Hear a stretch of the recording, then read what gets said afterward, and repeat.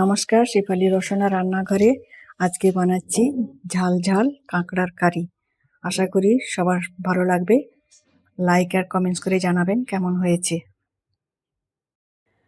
এখানে নিয়েছি 3টে কাঁকড়া, ভালো করে পরিষ্কার করে ধুয়ে স্বাদ মতো নুন, সামান্য হলুদ ভালো করে মাখিয়ে কাঁকড়ার মধ্যে রেখে দিয়েছিলাম।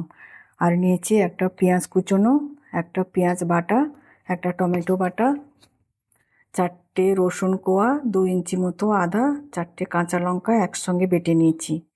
আর কিছু নিয়েছি কাঁচা লঙ্কা। আর যা যা লাগবে আমি রান্না করার সময় বলে দেব। এবার কড়াই গরম হয়ে গেছে, সামান্য আমি সর্ষের তেল দিয়ে দিলাম। সর্ষের তেলেই পুরো কাঁকড়াটা রান্না করব। আর কাঁকড়াগুলো সামান্য একটু ভেজে নেব। এবার তেলটা গরম হয়ে গেছে,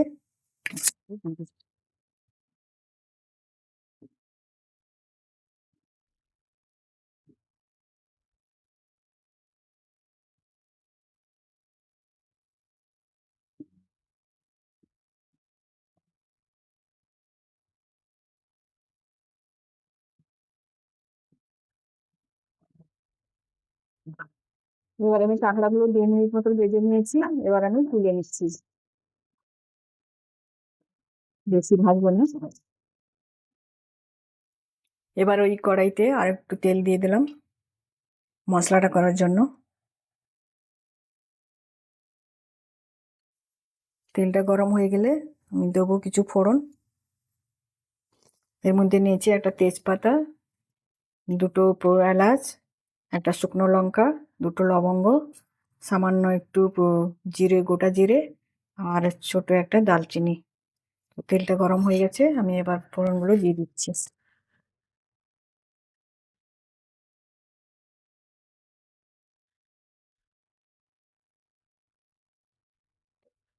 ফ্লেমটা আমি মিডিয়ামে আঁচে রেখেছি।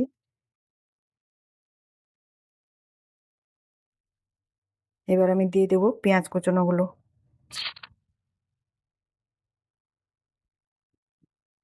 পেঁয়াজ কুচোনোগুলো আমি একটু লালচে করে ভেজে নেবো। দিয়ে দেবো স্বাদ মতন নুন।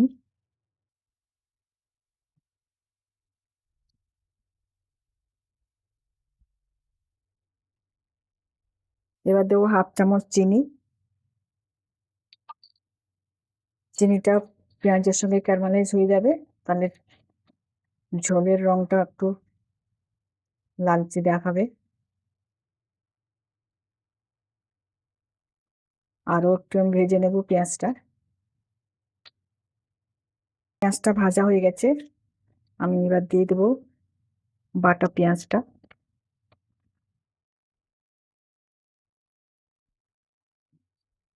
এরপরে আমি দেবো লঙ্কা, আদা, কাঁচা লঙ্কার পেস্টটা। বাটি ধোয়া জল দিলাম, দিয়ে আমি ভালো করে যতক্ষণ কাঁচা গন্ধটা না যাচ্ছে আমি কষিয়ে নেব। এবার কাঁচা গন্ধটা চলে গেছে, এরপরে আমি দিয়ে দিচ্ছি কিছু গুঁড়ো মশলা। দিয়ে দেবো 1/2 চামচ হলুদ, 1 চামচ কাশ্মীরি লঙ্কা পাউডার, 1 চামচ ধনে আর জিরে পাউডার। দিয়ে ভালো করে নাড়াচাড়া করে নেবো। আর দেবো সামান্য একটু গরম জল, যাতে মশলাটা ধরে না যায়।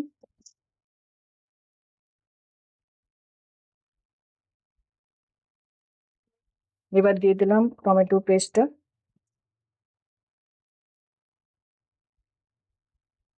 ভালো করে মিশিয়ে আমি 5 মিনিট মতন কষিয়ে নেব।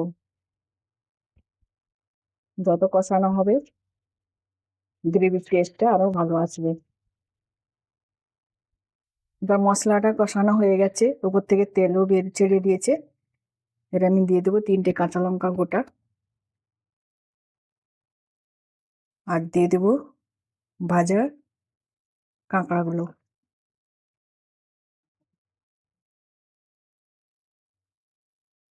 ফ্লেমটা একটু জোর করে দিলাম, যাতে কাঁকড়ার সঙ্গে মশলাগুলো ভালো করে মিশে যায়। এবার আমি ভালো করে মাখিয়ে নিয়েছি,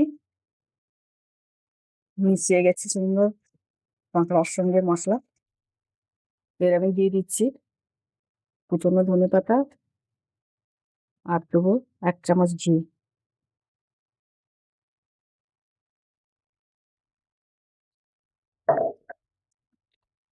আরো 2 মিনিট মতন আমি কষিয়ে নেবো।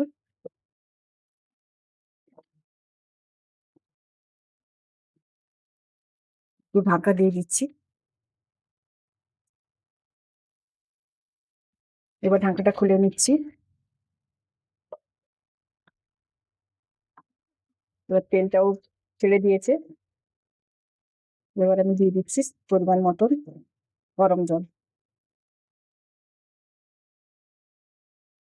কাঁকড়া বেশি সেদ্ধ করার দরকার নেই, জাস্ট ঝোলের জন্য।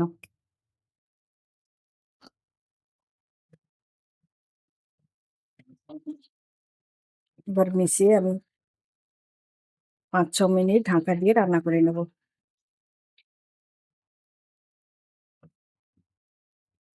এবার আমি ঢাকা দিয়ে দিচ্ছি। আর দিয়ে দেবো একটু মোটামুটি হয়ে গেছে।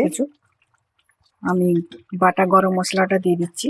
বাটা গরম মশলা দিলে গন্ধটা খুব সুন্দর আসে। গরম ভাতের সঙ্গে ঝাল ঝাল কাঁকড়া পরিবেশনের জন্য রেডি।